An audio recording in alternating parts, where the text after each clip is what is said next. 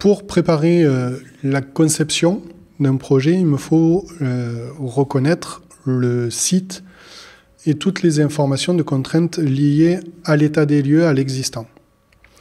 Pour cela, il va falloir que je récupère le fond de plan topo 2D que le géomètre m'a fourni, qui va correspondre à l'existant.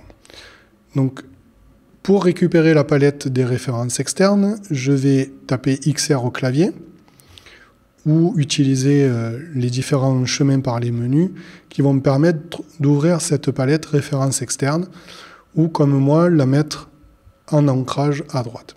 Dans les possibilités qu'il y a ici, je vais retrouver attacher un fichier DWG. Je vous invite à aller sur la formation AutoCAD pour toutes les options qui sont liées à la gestion des références externes. Je vais aller sélectionner dans mon dossier projet le chemin où je vais retrouver ma topo 2D, donc mon fichier que le géomètre m'a fourni. Je vais faire ouvrir. Ici, vu que je travaille avec des coordonnées, et tout en coordonnées, en système de coordonnées, parce que mon fichier topo est géoréférencé, la plupart du temps, en tout cas il faut l'espérer. Je vais ici décocher spécifié à l'écran pour rester dans une unité 1, et le point d'insertion, pareil, je vais le décocher pour rester aux coordonnées 0, 0, pour le point d'insertion.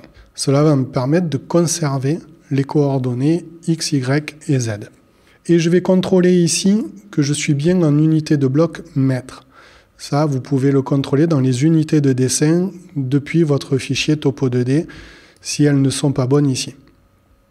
Ici, je sais que mon fichier projet A est en mètres parce que j'ai bien le Country Kit France qui est en mètres.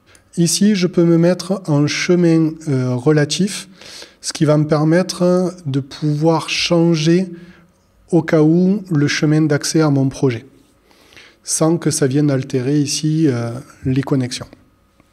Donc ici, de préférence en superposition, pas de point d'insertion, pas d'échelle, comme ça je conserve l'intégrité de mon fichier.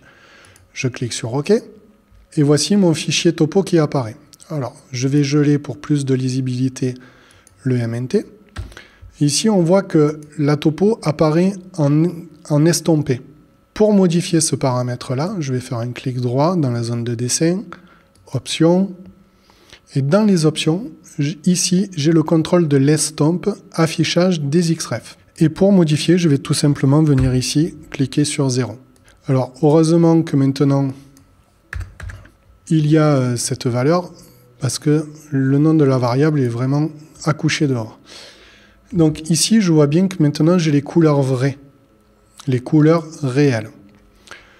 Je vais faire deux autres manipulations maintenant dans la palette de calque que je peux afficher depuis ici les propriétés de calque ou que j'aurais mis en ancrage gauche pour pouvoir avoir plus d'espace et de possibilités de palette.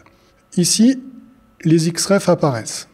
Et du coup, ici, j'ai bien ma topo 2D, mon XREF topo 2D qui apparaît.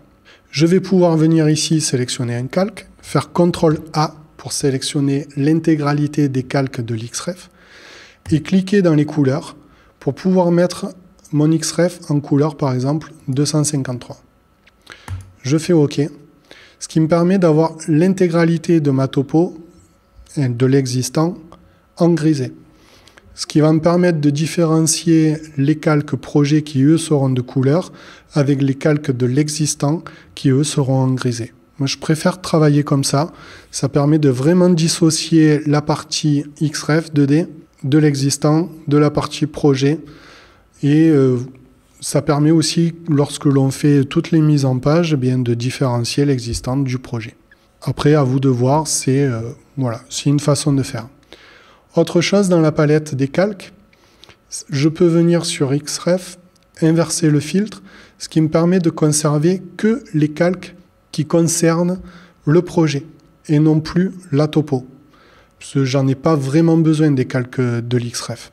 Autre chose, ici j'ai mon calque 0 et pour le moment, si je regarde mon XREF est dans le calque 0. C'est à éviter totalement. Donc pour cela, je vais revenir dans la palette des calques, je vais faire créer un nouveau calque et je vais l'appeler underscore xref. Je valide. Quand je clique sur nom, l'avantage de mettre un underscore, c'est que ça me permet d'avoir le calque de l'xref qui passe au-dessus du calque 0 et donc de ne pas le mélanger avec les calques de projet. Alors, je peux aussi l'appeler xref topo. Voilà. Alors, au choix, vous pouvez classer tous vos calques par nom de référence externe ou juste en faire un qui contienne toutes les références externes. Et ça permettra aussi, depuis la palette des calques, de geler toutes les xref ou de geler que les xref que vous voulez selon comment vous vous êtes organisé.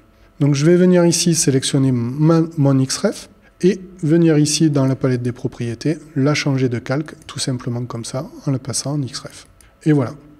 Alors ici vous voyez qu'il y a des objets qui ont été en couleur forcée, donc il faudra juste les remettre en couleur courante dans le fichier topo2D pour qu'on retrouve toutes les informations en grisé. Voilà pour la gestion des références externes dans la notion d'un projet routier.